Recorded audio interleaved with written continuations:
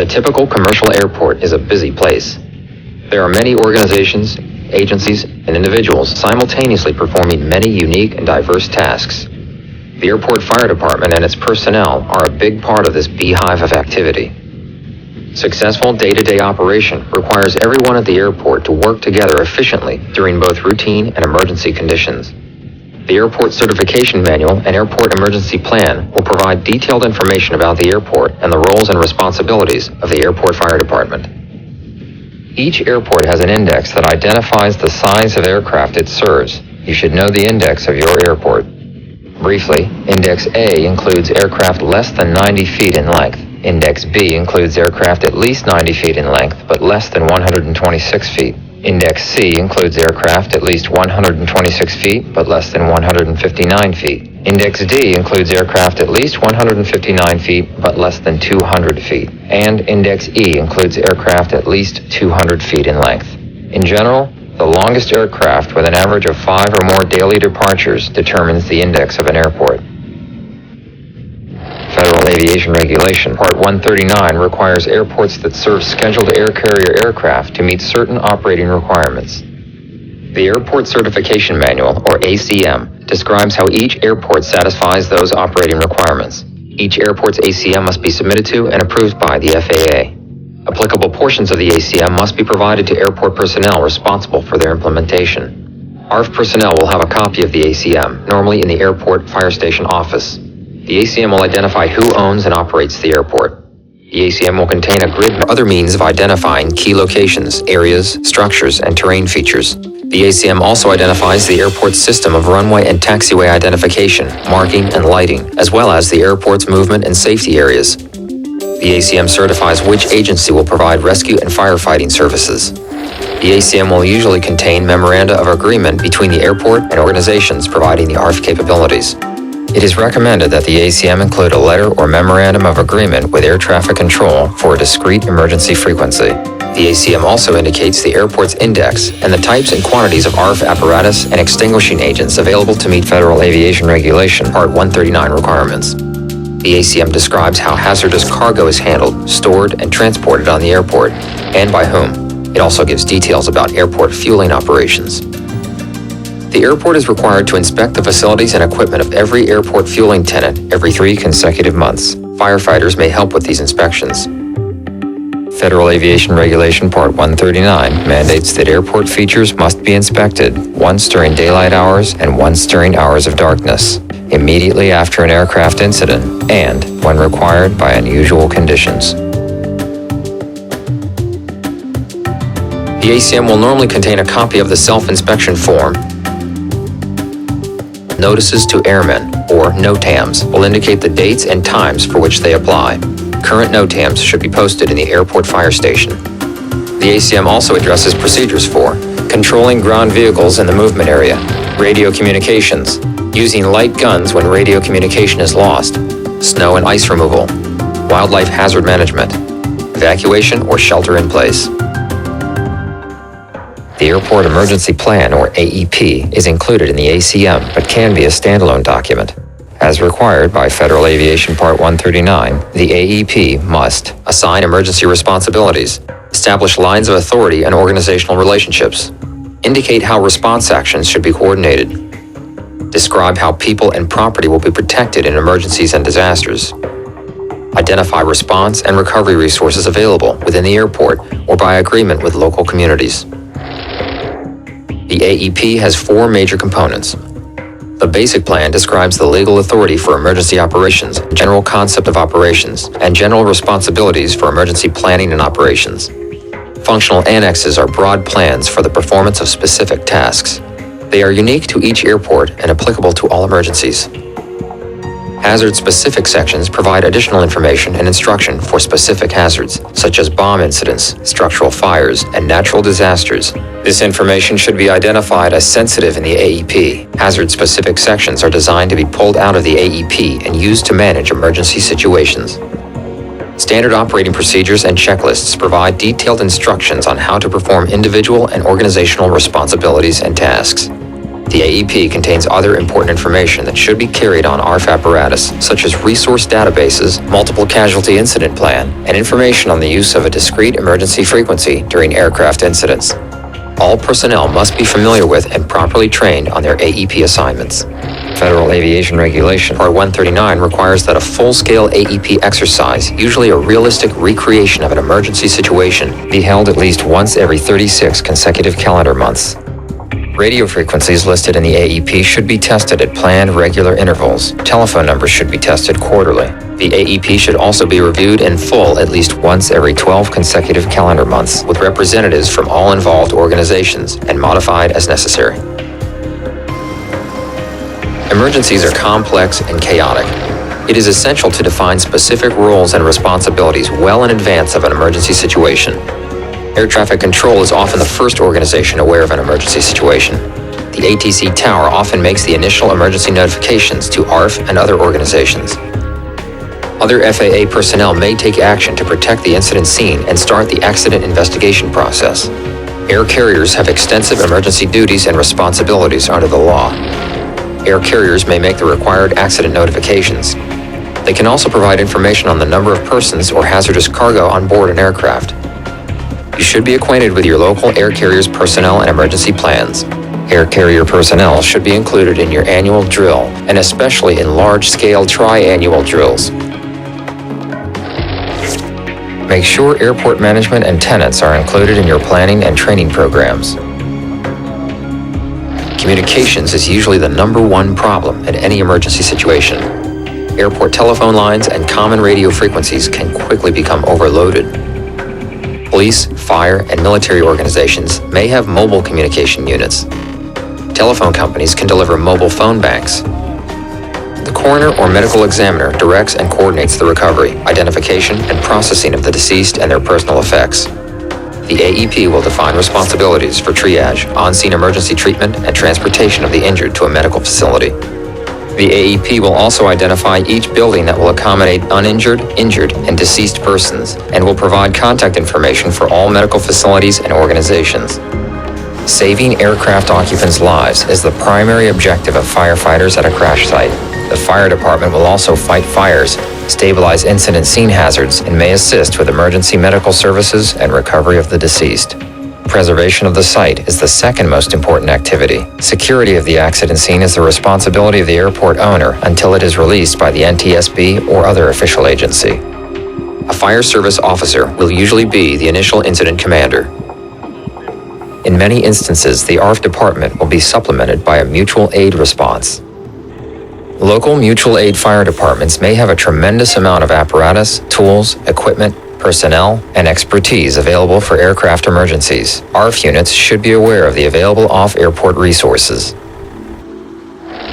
Additional agencies can be called on to support recovery operations, including law enforcement, the military, the Coast Guard, the Red Cross, and other agencies.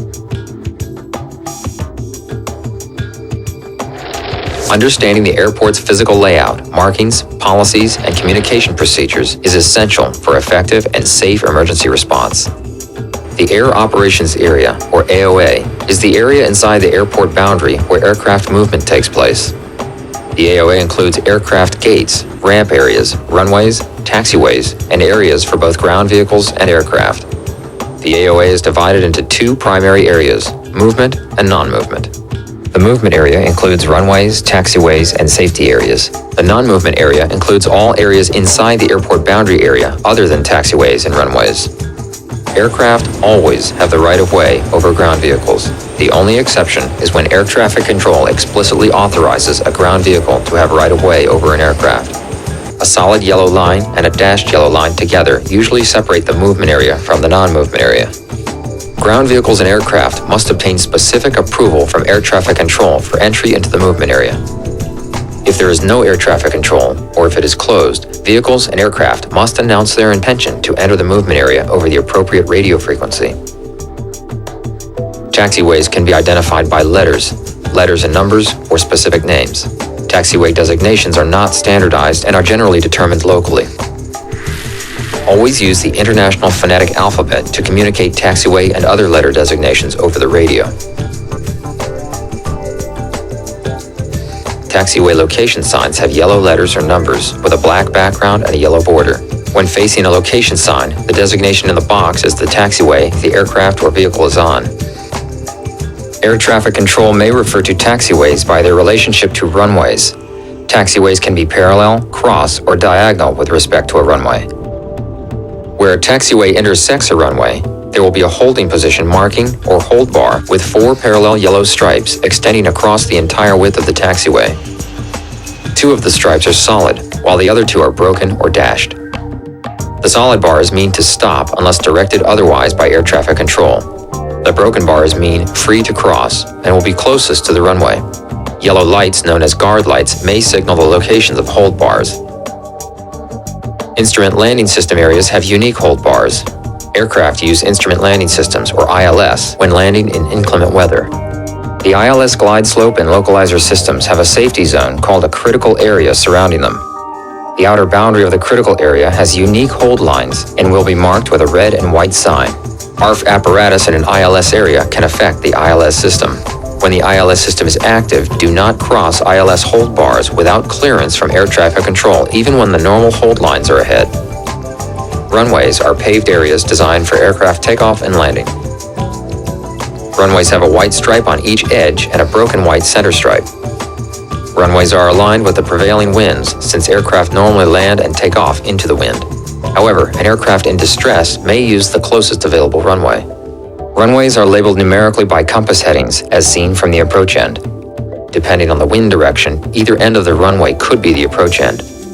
If the prevailing winds blow west to east, the runway would be oriented on the east-west axis.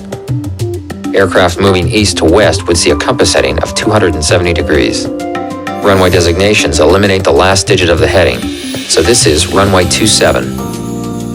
Aircraft approaching the same runway from the opposite end would see a compass heading of 90 degrees. From that direction, the runway is called runway 9er. Parallel runways share the same compass heading, but are called left or right based on their position in the approach view. For example, parallel runways at 180 degrees would be designated 18 right and 18 left. A third runway between them would be 18 center.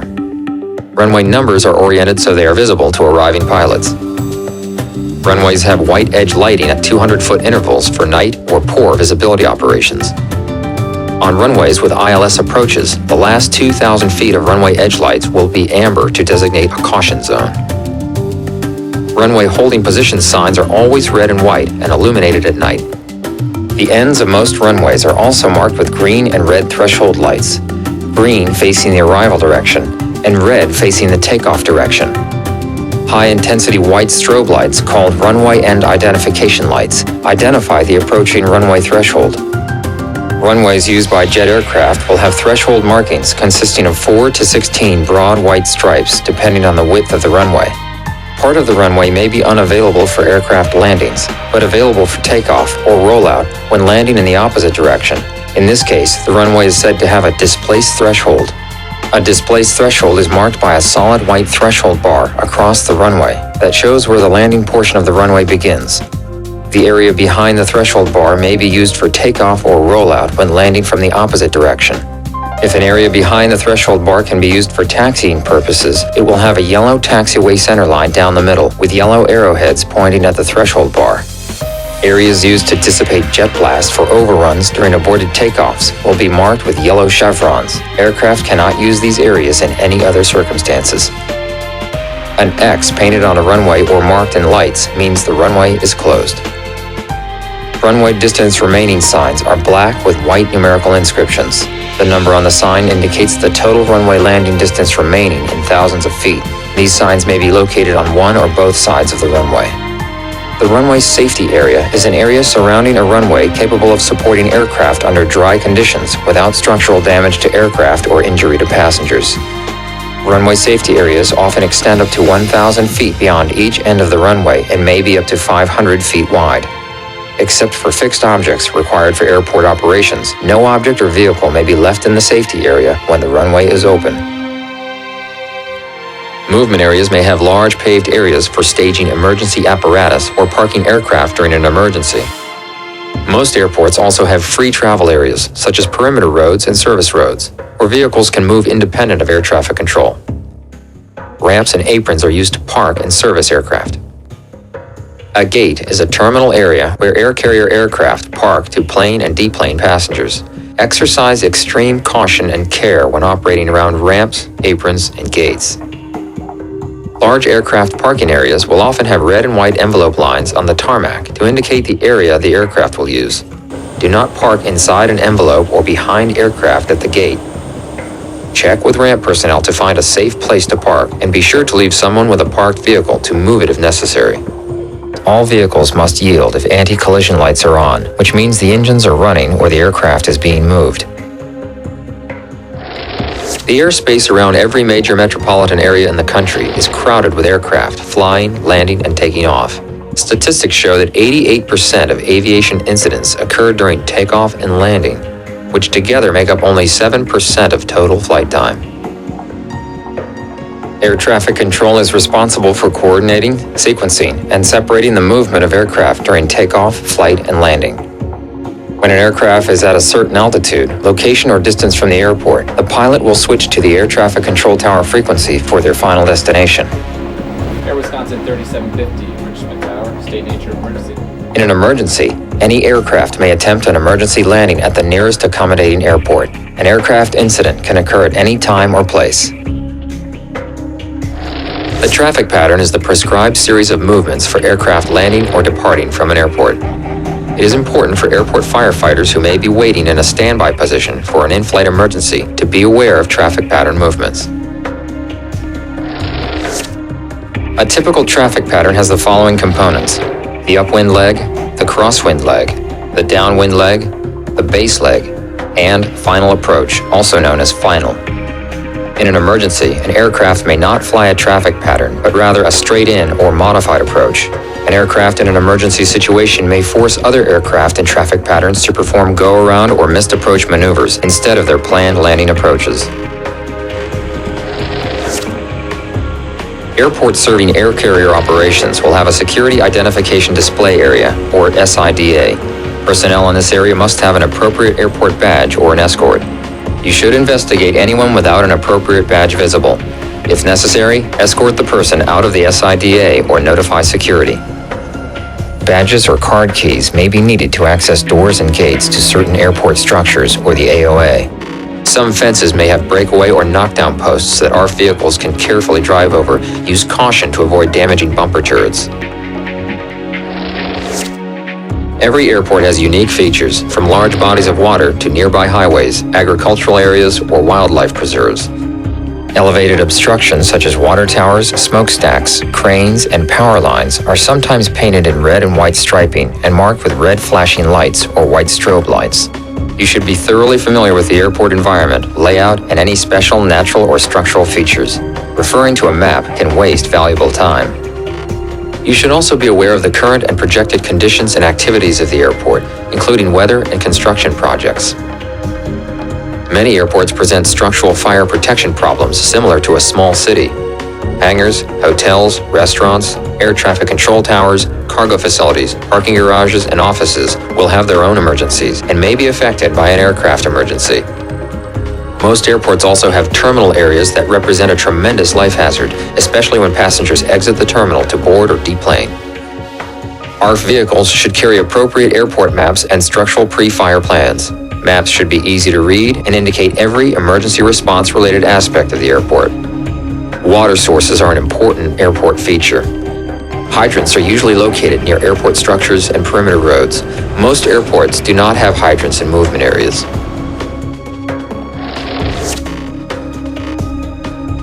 Fueling operations are the #1 fire prevention consideration at airports.